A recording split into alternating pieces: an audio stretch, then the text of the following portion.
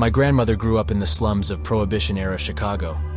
Her family lived in a small house near the harbor, and one of her earliest memories was of a particularly hot summer when, seeking respite from the heat, she and her sister discovered a seldom-used section of boardwalk near an abandoned warehouse.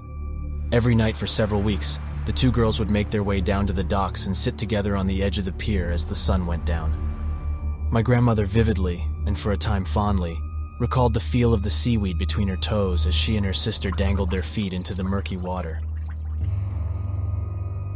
It wasn't until years later that she returned to the pier and found that the warehouse had been demolished.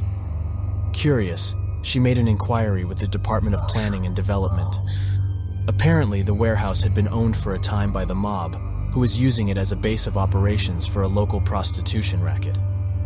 It had only been uncovered when an associate began disposing of rival hookers by fitting them with concrete shoes and dumping them into the harbor. Investigating officers had recovered nearly 24 bodies from the waters of a secluded pier nearby. How had the bodies been discovered?